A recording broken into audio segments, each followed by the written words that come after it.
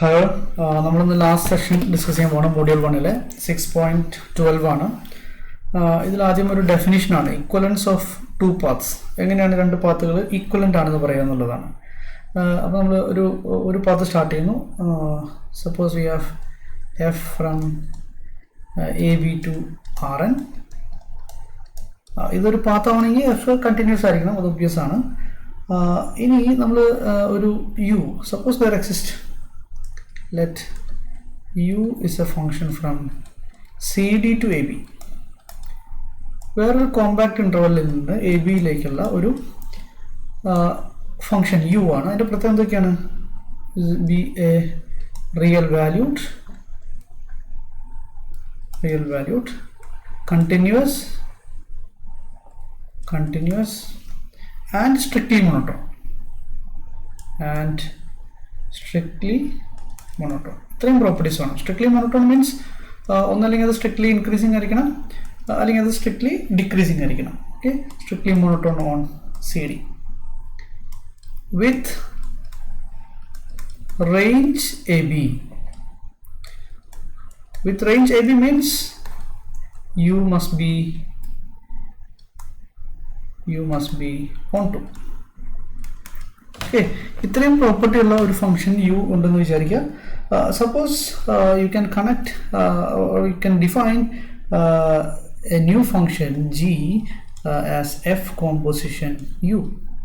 So this will be a function from CD to domain of u to range of this f. Okay, so CD to Rn again.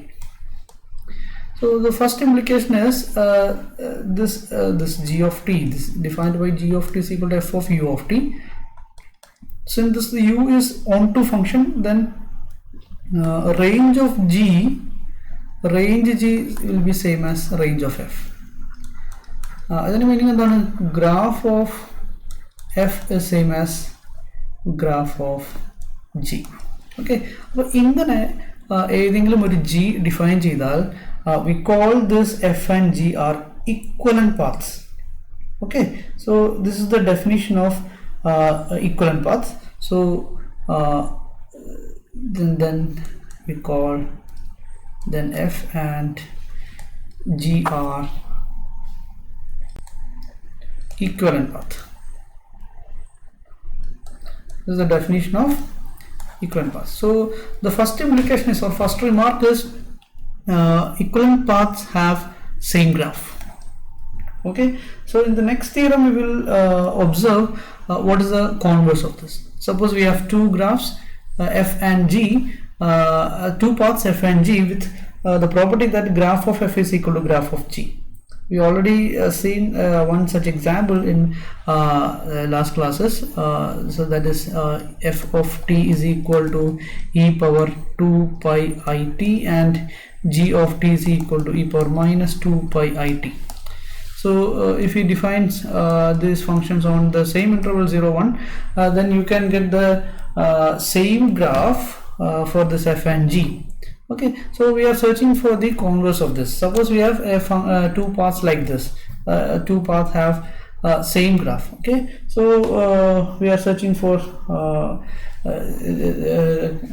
can they be equivalent. Okay, that is the next theorem.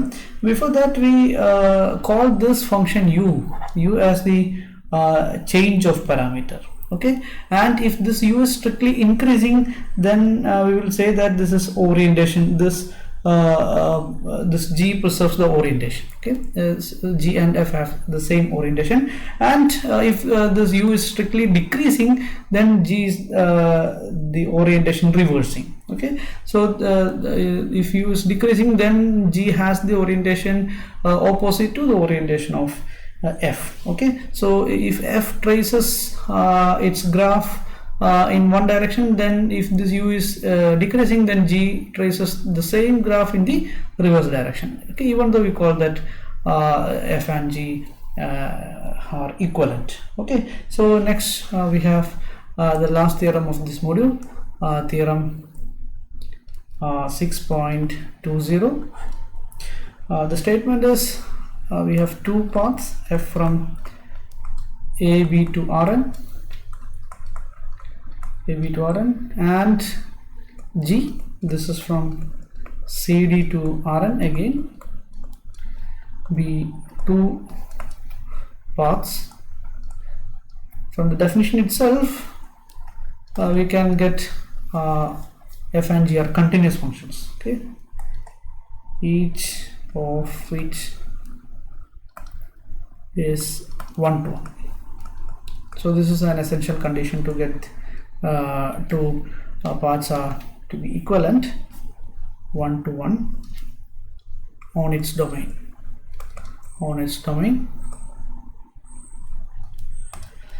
Then this is the conclusion. Then f and g are equivalent if and only if f and g are equivalent if and only if they have the same graph. They have the same graph. Okay, so this is the theorem 6.20. So one implication is very trivial. We already seen that if f and g are equivalent, implies this g can be written as f of f composition of u. U is strictly increasing. So this implies graph of f is same as graph of g. Okay, because the range of g and f are the same. Okay, so one implication is very trivial. For the other implication, we start with we have two interval a b here, and here we have cd. Here we have cd, and from this you define the graph f. Say this is our graph of f, and from this you define graph of g. Our assumption is graph of f equal to graph of g. Okay, so and this f is 1 1, g is also 1 1. So these are the hypothesis for the converse part. Now we defined u. In order to prove this f and g are equal, and we need to get u such that g is equal to f composition u. So we define u as f inverse composition g.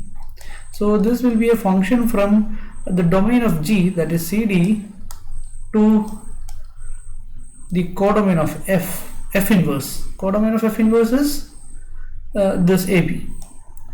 Okay, but we know that this since this f is 1 to 1, then and on to this graph of f, then this f inverse exists and it is continuous. F inverse, this f is continuous function defined on continuous 1 to 1 function defined on AB. Then you can get f inverse is f inverse exists from the range, and it is continuous on this graph of f.